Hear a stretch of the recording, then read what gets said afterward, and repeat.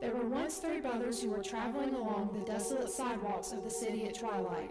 In time, the brothers reached a road too dark and dangerous to walk across.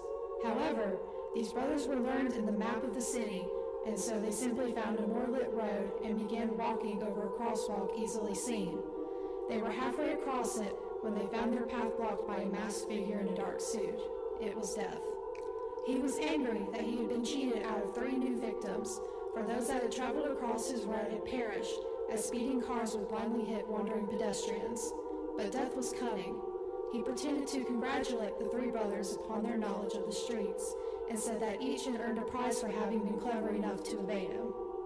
So the oldest brother, who was a creative and vain man, asked for a guitar that granted him the skills to compose songs that had more impact than Jimi Hendrix and Slash put together.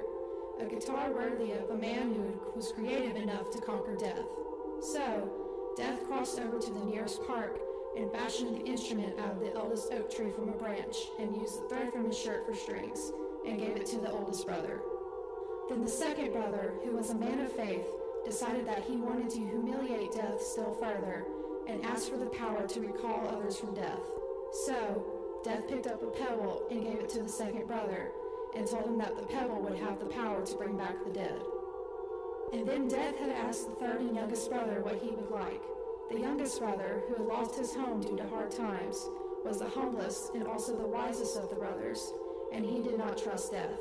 So, he asked for something that would enable him to go forth from that place without being followed by Death.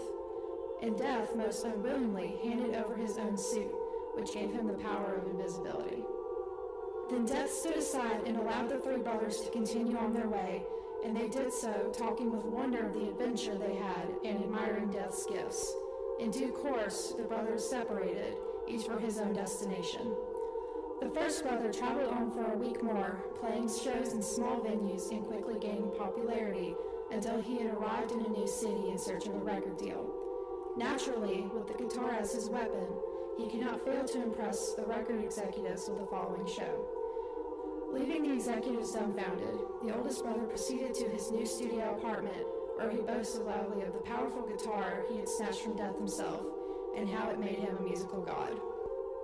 That very night, another musician, one that had failed to impress the executives, broke into the oldest brother's apartment, creeping upon where the man lay in his beer-sodden bed.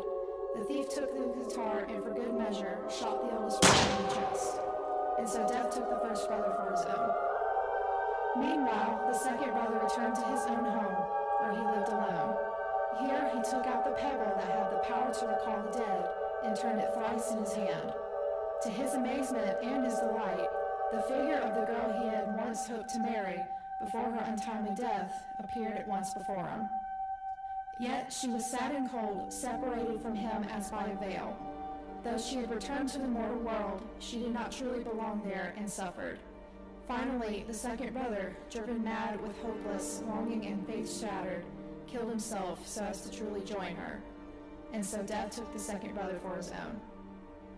But though Death searched for the third brother, whom had risen from poverty to own his own company for many years, he was never able to find him.